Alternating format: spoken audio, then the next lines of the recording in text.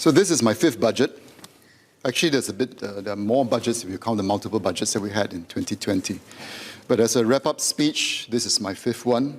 And I can tell you it's very challenging. Every year is the night before, the 2 nights before, barely any sleep because you're trying to distill the last 1.5, 2 weeks worth of discussions and discourse and all the work done into a too long didn't read version. And I can tell you it's really difficult. People often say that, hey, why government communications cannot make it? Why is it so complicated? Why can't you keep it simple? I can tell you that I think government is trying, but the reality is this. When you're in the business of making things work, when you're in the business of actually having to do the real work and the heavy lifting, the details do matter.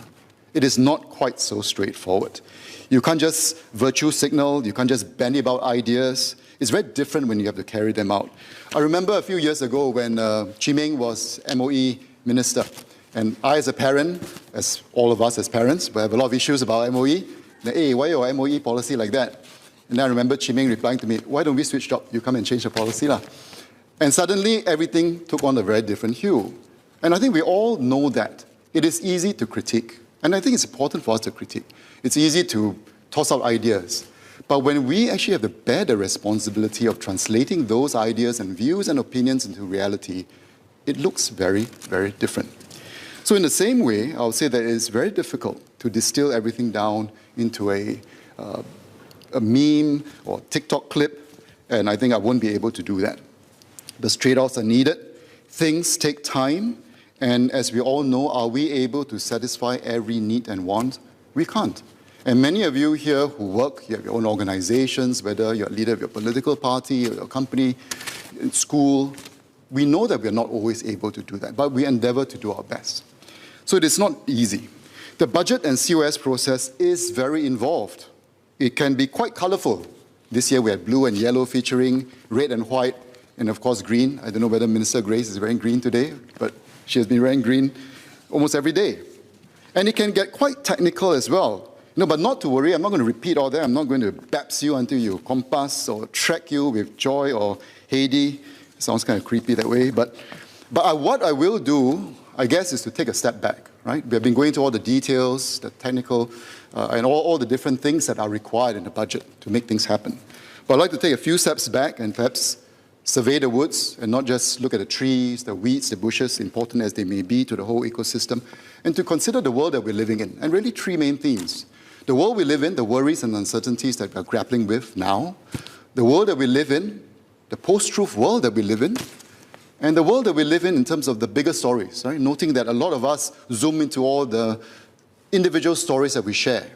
And I think it's important sometimes to be able to also zoom out and look at the bigger picture and the bigger story. So firstly, the world we live in, the worries and uncertainties, and we certainly live in worrying and uncertain times. We are still in the grips of COVID. I think although increasingly we are learning to live with it, even as we're dealing with the economic ramifications of this pandemic that has stricken every nation on earth and affected everyone, we are now caught in the grips of the Russian invasion of Ukraine. Now, it might seem very remote, but I can tell you we all are feeling the effect immediately, with petrol prices going up, and especially we worry about inflation, and inflation was a worry even before this conflict. And if the West were to suspend purchase of Russian oil and gas, what would that impact be on energy prices and on cost of living, which is a recurrent theme that many of you have raised? We have been jittery for some time because we are living in a fast-changing world. We are living amidst a fourth industrial revolution. We are concerned about how things change as our children go to school, at universities. By the time they graduate, is the world going to move on? Is it going to be relevant? We're concerned about the geopolitical implications of the clash or not between US and China and how we're caught up in between that. We are worried about demographic trends in Singapore. We know that by 2030, 1 in 4 of us will be 65 and above. What does that mean? Will we lose our verve as an economy? Is that going to affect our jobs? And then with that longevity, lower birth rates, the burden on healthcare costs. And we worry also about the climate. And how is it going to change? How is it going to affect us, and especially our children's generation? But if there's any consolation, it is affecting everyone on earth. We are not spared. We are not the only ones. And everyone is grappling with these issues. So the key thing really is how are we able to address the concerns, both for the present and to stage ourselves for the future. And if we have the means and the ability to do that. The world we live in is also, and many of you will be familiar with this term, a post-truth world, whatever that definition might be. And we might have different perceptions of it. But essentially, these days, truth might seem indeterminate, malleable. After all, who determines the truth? Does Parliament determine the truth? Do you determine the truth? Does the government determine the truth? Do facts and evidence matter? Or is truth determined by, well, this is what I believe, or what I feel, or what I hear, and therefore it becomes a truth? Is it based on whoever says it loudest, whoever says it more passionately, eloquently, or more coolly? But that's the world we live in. Right? Many of us zoom in and we share stories about how individuals are affected. Stories are incredibly powerful. We use stories to illustrate gaps and concerns so that we can have better policies to help. Some use stories to inspire, but some use stories to indict, to remonstrate. So stories are powerful, but we all know that stories can be false, stories can be half true, stories can also be used out of context.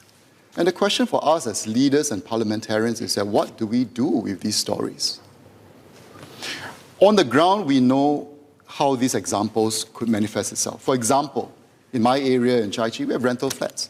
You can go to a rental flat, and some of you who are involved in the work will realize you come to a flat, it's messy, it's a lot of stuff that's there, and the smell of stale sweat, urine, and you feel, how on earth can Singaporeans live in such abject poverty in first world Singapore?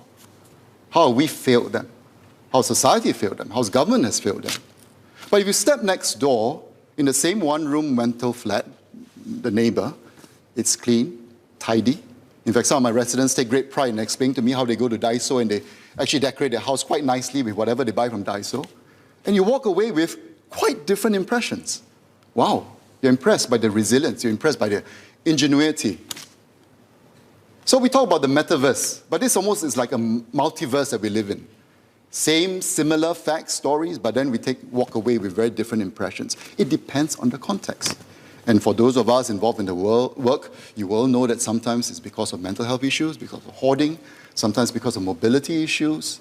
The individuals are not able to upkeep the flats. Whose responsibility would it be? Individuals? Do we then not ask, where's the family in the overall scheme of things? Where's the neighbors, the community? And of course, government has a role to play. But these are how stories can manifests itself in many, many different ways. And we're living in a world where we have more information than ever before. In fact, information is increasing in exponential rates. But we are not necessarily better informed. We are, like I said earlier, the too long didn't read generation. If it takes a few more swipes left or right or up and down, it just takes too much time. It's just too tedious. Right? We have so much information, we don't know how to process it. We have so many things that distract us. Netflix, Minecraft, K-drama, and some of you will be playing Wordle or Quaddle, even worse. And the list goes on, right? Many of us are better educated, more critically minded. But if we ask ourselves honestly, how many of us actually read? Or do we just scan? And because we're kind of smart and we have opinions and views about things, do we formulate those opinions very quickly? Or because we're just too busy with all the different things distracting us, we go to certain commentators for their distillation of of the issues of the day rather than just reading it ourselves. We have live broadcasts of Parliament today, but how many of us actually go to the source and actually listen to what was said? Or we listen to what is being said by others? Do we fact check? But that's the world we live in. I mean, you can lament all you want, you can describe it, but that's the reality. Minister Iswaran shared from Ernest Hemingway's The Sun Also Rises. I'm less cultured than he is, so I can only share from a book that I find quite telling, Factfulness by Hans Rosling. Or some may criticize Rosling for being overly positive, right? My main takeaway really is that I think as human beings, our nature, are we sometimes not really very evidence-based? We are very much driven by emotions. That's why stories are so powerful. We have this instinct to be negative. Oh, the world is a lot worse than it is today, but is it really? We tend to blame, we like to generalize, etc., etc. It distorts the way we look at things. So when we look at the combination of these different things in the world that we're living in today, it has real implications. We see around the world today, for example, the division and the polarization of American society. And I believe that even the storming of Capitol Hill is arguably a physical and violent manifestation of that. Brexit also happened on the back of a number of fraudulent claims by political leaders. It's a monumental decision, and we wish them well. But there are real-life implications to how all these things play itself out. So the important question, I guess, for all of us as leaders in this parliament, in this environment, is that to realize that this playbook, sadly, actually works, which is why you see many politicians using it. The rise of the far right or even the far left are examples of that. Playing the anti-foreigner card, we see that happening the world over. Race and religion, it's an easy game to play because it's so primordial in every society. Do we play fast and loose with the stories we use? Do we just lift facts from chat groups or wherever it might be? Do we use anecdotes recounted to us without actually checking whether it's true? Do we verify? Or is it a case just simply because I believe it's true and therefore it is? When also in this world where we are all politically correct, are we just too shy, too scared to take a stand, lest we be accused of being close-minded, being cancelled out on social media? So it is happening. And this is a reality of the world. It's not going to go away. I think it's just going to get worse, if you will. But the important question, I guess, both for us as leaders and members of parliament, and I guess Singaporeans at large, is what do we do with that? And especially for us in chambers, how do we then carry out our roles? Do we exploit these gaps and these trends? Or do we rise above it and perhaps take a different course? We lead only because there is trust and respect. When that erodes, there is no basis to lead. And often the negativity and misinformation serve to do one thing, and that's just to erode trust. And what happens then? Do we end up no different from any internet forum? But that's something that all of us need to decide. And we need to ask ourselves, is it creeping into our own political discourse as well? The last point I would like to end on really is the biggest story, which the world we live in. Is we zoom into all these individual stories, and like I said, they are important.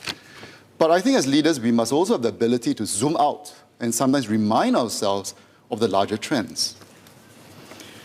So, like leader, I would like to take the opportunity. We are here debating all these issues, but we sometimes forget all the different things that are happening around us. I'd like to thank the many who are involved, our clerks, our ushers, our translators, our cleaners every day who keep our space clean and hygienic, our security colleagues, our tea ladies who help us with our beverages, deputy leader, deputy speakers, our journalists out there who are actively reporting to try to keep everyone informed. Hopefully they actually read the stuff that's been put out. And a very big thank you to every single one of you who has made this possible. I also want to take the opportunity to thank our public officers who continue to serve to the best of their ability despite the challenging times. Many of them, apart from creating policies, are also at the front lines because they need to double up because there are other responsibilities. Dr. Tanya Swam, Dr. Wan Rizal, Dr. Janil has talked about being understanding to our healthcare workers. I think it's worth reminding us to bear in mind, to treat all our public servants with decency and respect. They're doing their best. No one is perfect. Right? There will be those who fall afoul of what we expect of them. But for the vast majority of them, they're doing their best to look after all of us. It behooves us to at least accord them that basic dignity and respect. I remember during the debate on public housing a few days ago, I was quite struck by it. We were discussing about the waiting times for HDB flats, eligibility ages, about housing in prime locations, about EIP concerns. And of course, there are areas to improve. There are concerns that we need to assuage. But I'm also reminded by many of my residents who come to me to tell me that, oh, I'm going off, some of them getting married, they're forming new families, they email me, they message me. And as we are talking about the different things to improve, many of our foreign visitors, for example, as you talk to them, are remarkably impressed by public housing policy.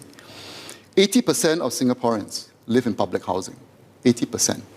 73% of them, like many of my residents, they are not high-income Singaporeans, middle, lower middle. 73% of them service their loans with CPF, no cash outlay. And for my low-income families, I have a number of rental blocks. We have, in total, all the low-income families, about 4,500 families in the last 5 years who have gained home ownership, and another 2,200 in the pipeline who have booked their new flats. At a wake 2 nights ago, a senior executive shared that it would seem, initially sort of griping that, as usual, with sandwich class, we're not getting anything, and only the lower income gets. But he works in the aviation industry, and he was quite candid that actually without the government grants and assistance, he might have lost his job. Many more of his colleagues might have lost their jobs. And in many indirect ways, he has benefited too. And I'm glad that he acknowledged that. Many of my residents share the same, whether they're running big businesses, small businesses, many of them having jobs in management positions. They're glad that the policies that all of you have created has helped. And I think the employment figures speak for itself. Our employment rate, age 15 and above, is 67.2% in June 2021, and it is the highest on record. Right, in January, our unemployment rate was 3.1%. It's close to back where it was pre-COVID times. Real income has moved, and especially at the lower income level. And with all the different steps taken, with progressive wage, with workfare, it will continue to go up. And you have seen the projection in terms of where those wages will go. From a healthcare perspective, I think, a lot of us will have views about how the COVID situation should be run. But I guess the question we should ask ourselves is, if we were in the position of the MTF, what would we do? When we have to balance life and livelihood, would it be quite so simple? The truth is, as you take a step back, is that we have a strong trust amongst our people, a strong trust between our people and our healthcare authorities, which allowed us to be able to carry out our SMM measures, which allowed us to be able to vaccinate it, which has enabled us to keep deaths low and serious illnesses at bay, by and large, and enable us to move on to the next stage to deal with the concerns that we have. Schools remain open. Students continue to be educated. On the social front, despite all the challenges, we look at the contributions. Many groups have stepped up to help. President's Challenge, for example, in 2019, they raised $13.2 million. In 2020, it went up to $16.1 million. Slight dip in 2021, but $15 million still. ComChest, normally $56 million a year. FY20, $87 million. Giving.sg, $95.6 million in 2021. 93.4 million in 2020, 95.6 million in 2021. And the list goes on. Minister Lawrence Wong was asked, amidst all the concerns with costs and inflations and so on, what would we do? And I think I'll just end off on this point. Is that we are in good health. The policies that we have taken, it's not easy. The easiest path to take for any government of the day is to spend and keep your electorate happy. In my view, it is completely politically naive and stupid to talk about balanced budget, to talk about tax increases when you have reserves. I don't know what the reserves comprise. Temasek and MAS we know, and GIC, I'm not even going to ask Lawrence what the amount is, right? But we keep it confidential for strategic reasons, but we do have a fair bit of reserves. And we've seen how that came into play in the last few years. And should the situation arise in the coming years, I have no doubt that MOF would step in and do what needs to be done. But we are only able to do that because we are healthy. We have our powder kept dry. And that is the only powder that we have. We have nothing else. Which is why a budget like this is important. As we deal with the present, as we need to also deal with the future, as we deal with the individual needs, we also need to step back and look at the bigger picture. It's important that we do that. Be disciplined, do what we can. But all this can only be done when you have the support of the people. And in Parliament, as we debate this, it's important that we communicate as effectively as we can in the hearts and minds. You're not going to be able to convince everyone. Not everyone will feel that they benefit equally. But on balance, are we able to uplift lives? Are we able to make things better for Singaporeans? Are we able to make things better for Singapore, for today and for tomorrow? And I believe that we have laid the foundations for this. And I'm grateful to all who have contributed to that on both sides of the House to debate the issues. And it now leaves for us, as we have passed all the necessary bills and so on, to execute it and to make it happen, to improve on it and to build on it so that we come back again next year and repeat the process ad nauseum so that we can make the difference. And I think of all countries in the world, as we are all struggling with all the challenges that we face, I think we can be confident that we have the wherewithal to look after our people and to look after our people well today and for tomorrow. Thank you very much.